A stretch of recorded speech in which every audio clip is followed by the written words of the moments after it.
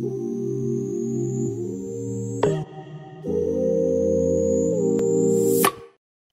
salut, c'est Artiam, on se retrouve aujourd'hui pour un nouveau build Affliction complètement pété.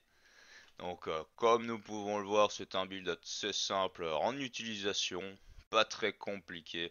On a toujours le 100% et le cri à activer à chaque début de combat. Donc pour la robustesse, la régénération, vraiment efficace en termes de survie. En plus de ça, nous avons un mastodonte pour chaque élite. Mais ce qui fait encore plus plaisir, eh ben, c'est le petit bon qui va vous permettre de stun votre groupe et de pouvoir DPS en toute tranquillité. Faut savoir que votre cri va régénérer vos points d'endurance aussi. Donc c'est un petit cycle assez sympa et facile à utiliser. Faut savoir que vous avez vraiment pas de mal, vous pouvez booster les champions vraiment à fond, tomber dessus et les arracher en moins de 2 secondes. Donc c'est vraiment un build qui fonctionne fort sur les packs aussi, comme vous pouvez le voir, ça fait vraiment des dégâts monstrueux et colossaux. Et grâce aussi à son contrôle qui vous permet tout simplement de pouvoir DPS tranquillement dans vos packs. Donc là nous pouvons voir un champion que j'ai boosté, donc vous pouvez voir, j'ai pas de mal à le tuer. Je suis assez résistant à ces dommages, c'est vraiment efficace. Allez, sans plus attendre, passons directement aux compétences et aux stats. C'est clairement ce qui nous intéresse. C'est parti. Pour le tranchant sanguinaire, j'ai été chercher la vitesse, mais je sais qu'il y en a qui préfèrent la zone d'effet. D'ailleurs, elle est plus efficace si vous voulez faire du speedrun. Pour ce qui est du bon, clairement, c'est de la régène, mais le principal, c'est le stun. Clairement, c'est le stun qui fait tout. Comme vous pouvez le voir, c'est quand même 1 seconde 5, c'est pas à négliger.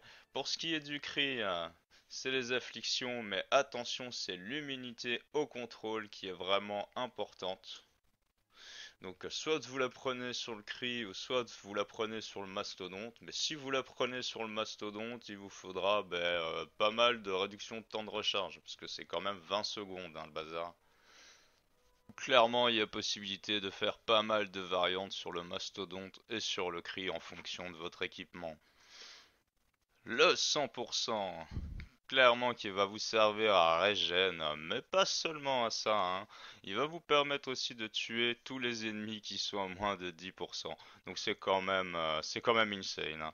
La charge qui va vous servir principalement de mobilité. Mais pas seulement, si vous rentrez dans le tas avec la charge, elle va vous permettre de régénérer de la rage, ce qui est vraiment top. Les statistiques. Tout d'abord, vous mettez la plupart en sagesse si vous avez un stuff qui vous monte la rebut à minimum 40 000 points de vie. Donc 40 000 à 60 000 si vous voulez être bien tranquille. Sinon le reste c'est en sagesse. Pourquoi? Pour faire le proc et pour les dégâts d'affliction. Pour le reste, c'est des stats super importants que vous irez chercher effectivement sur vos équipements. Donc c'est la résistance globale. Pour tout type de résistance, il faut savoir qu'il vous faut minimum 12 000 de résistance si vous voulez aller en 187. Après, ça sera le score d'affliction, bien évidemment, avec pour moi l'occulte parce que je focus cette stat là. Pour le reste, il vous faudra aussi monter forcément le 100% de blocage avec vos gemmes sur votre stuff. N'hésitez pas non plus à avoir du temps de recharge sur votre équipement, ce qui vous permettra de diminuer le mastodon et d'être encore plus résistant. Sinon, sur la page de dégâts, vous pouvez voir vos procs. Important d'avoir beaucoup d'attaques sur les anneaux, sur l'arme pour pouvoir faire le plus de proc possible. Donc maintenant, nous allons passer au stuff. Donc comme je vous l'ai dit, il vous faudra un maximum de résistance globale sur vos stuff, bien évidemment, mais attention, un coup en rage en volonté. Vous en faudra partout, clairement, sur votre équipement pour pouvoir régénérer au plus vite votre rage, tout simplement. Donc vous pouvez voir, moi j'ai des dégâts occultes partout, j'ai de la robustesse, j'ai de la résistance à max, et c'est clairement basé là-dessus. Pour ce qui est des gemmes, c'est des gemmes affliction. C'est des gemmes chance de blocage. Ou sinon, c'est de la vitalité pour augmenter un peu. Sur l'arme, c'est toujours basique, c'est l'éther pour faire proc le 100%. La gemme de l'amulette, c'est de la régène de volonté pour ne pas être embêté par la barre grise, hein. C'est un peu le système d'un druide d'en haut. Pour les anneaux, ben, on va chercher les dégâts d'attaque. Attention, ce ne sont pas les dégâts de sort. On va chercher aussi un peu de vita et de rési. Pour les petites stats secondaires, on ne crache pas non plus sur le temps de recharge. Forcément, bah, si on a un mastodonte qui est réduit, ça nous permettra d'enlever le stunt sur le cri, ce qui nous permettra forcément de gagner des dommages ou de mettre un point dans autre chose. N'oublions pas qu'aussi il y a beaucoup d'uniques à mettre qui vont augmenter vos scores d'affliction, dont ce masque morbide. Nous avons aussi des anneaux qui sont assez sympathiques, mais attention, essayez toujours de rester au-dessus des 12 000 de résistance, sinon vous allez vous faire one shot en 187 plus.